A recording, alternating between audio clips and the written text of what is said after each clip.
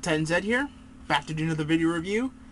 This time, I'm going to be reviewing Transformers Armada Starscream. Picked this figure up, probably think 2008 from Great Escape, local comic book shop.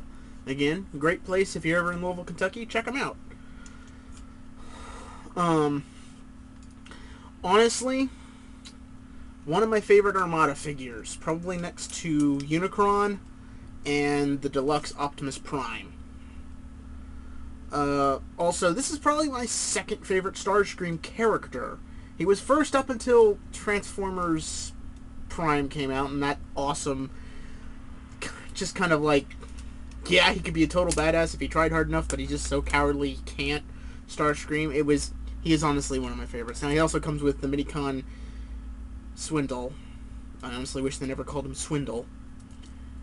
Basically, Swindle, I like the name Swindle doesn't fit a speed machine like this. Should have called it something else. But yes, this is jet mode. Now, I've researched that his jet mode is based on a Russian jet. And they kind of got... It's weird. These are supposed to be his thrusters. Right here up top.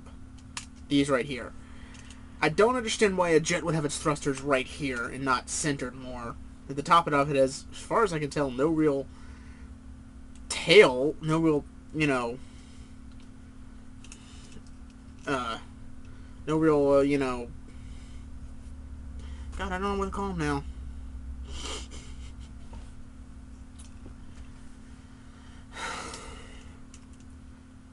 Yeah, it looks like it's just missing pieces. Now, some people have complained about the arms. From what I've seen from stock photos and others of the jet, it technically has some intake areas that are this kind of big and square.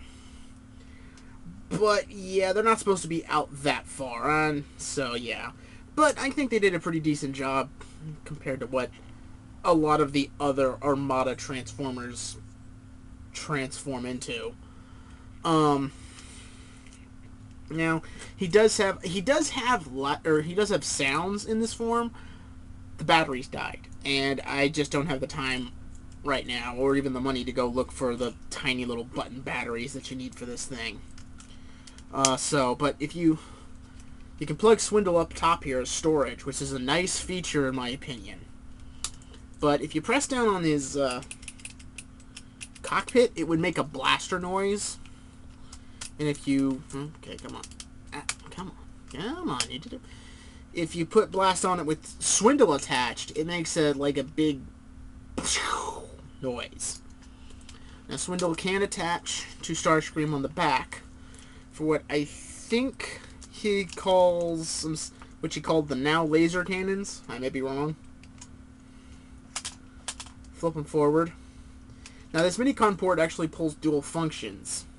As you can see, there's a little bit of space up in front. See, if you had actually pushed just ever so slightly on the front of it, it would actually start making engine noises as it's revving up and taking off. And when Swindle's down, it obviously releases the cannons, and if you pull back on it, it would make the firing noise for the cannons. I thought that was a nice little added feature that they didn't really have to put in, but they still ended up doing it.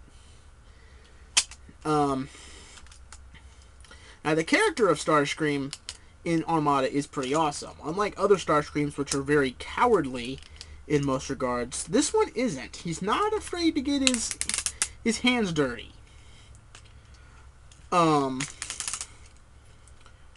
He's also a very honorable character.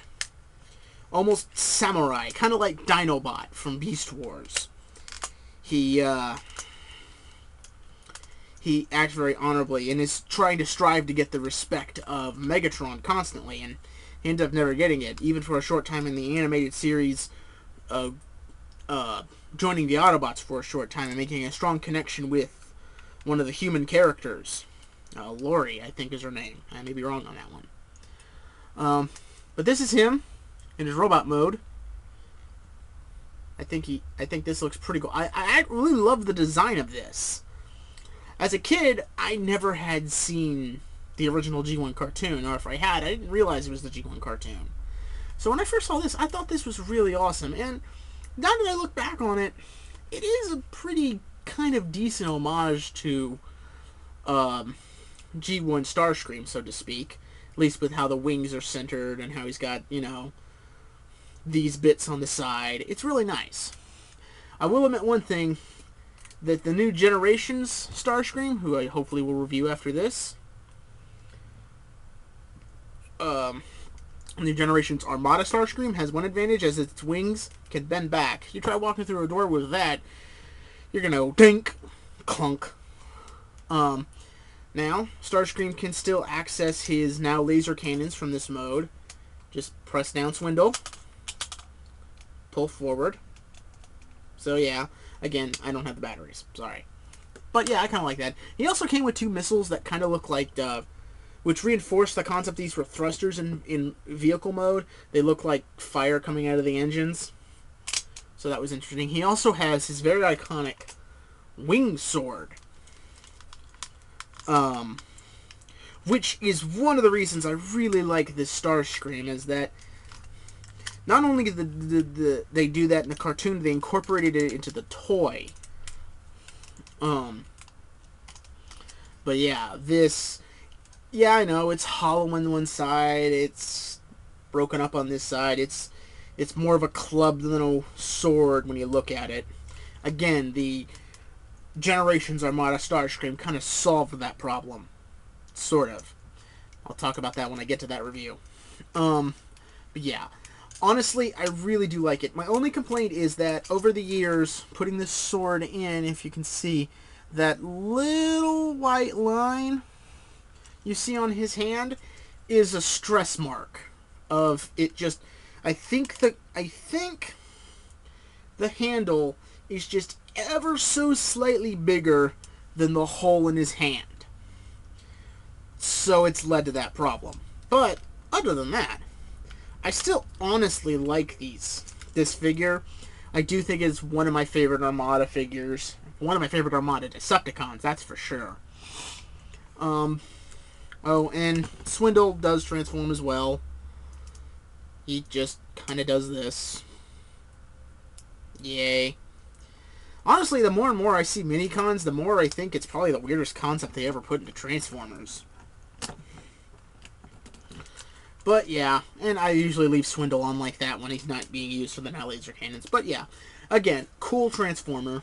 If you can find him, I don't think I would pay more than $35, maybe $40 for him. But other than that, still cool.